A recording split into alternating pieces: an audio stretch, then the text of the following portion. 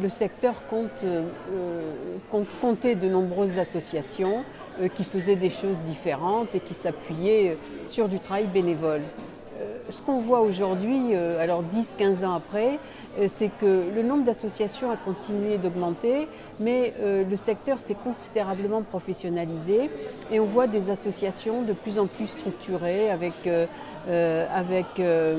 des bénévoles de plus en plus formés, des salariés de plus en plus formés, des modèles économiques qui sont beaucoup plus travaillés sans doute par les associations. 113 milliards d'euros, ça veut dire que les associations participent pour 3,3% à la valeur ajoutée, au PIB, c'est-à-dire à la production de richesse dans le pays.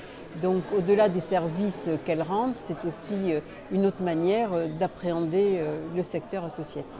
Si rien ne changeait les évolutions actuelles, on irait vers un secteur associatif organisé autour de deux pôles, les grandes associations qui mettent en place les politiques publiques et qui aspirent l'essentiel des financements, et les petites associations qui sont très nombreuses, qui génèrent un budget cumulé tout à fait négligeable parce qu'elles n'ont pas au fond besoin de beaucoup de financement.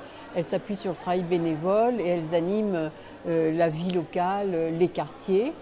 Si on ne fait rien, on va vers ce secteur, vers ce type de dualisation du secteur d'activité.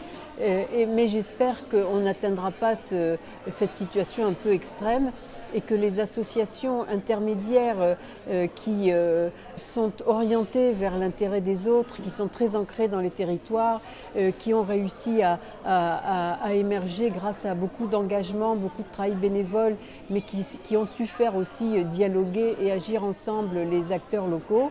Ces associations-là, aujourd'hui, elles sont en voie de fort affaiblissement, en voie de disparition, parce qu'elles n'ont pas réussi à accéder aux nouvelles formes de financement public. Mais j'espère que ces associations-là ne disparaîtront pas, contrairement à ce qu'on pourrait penser au vu des évolutions actuelles.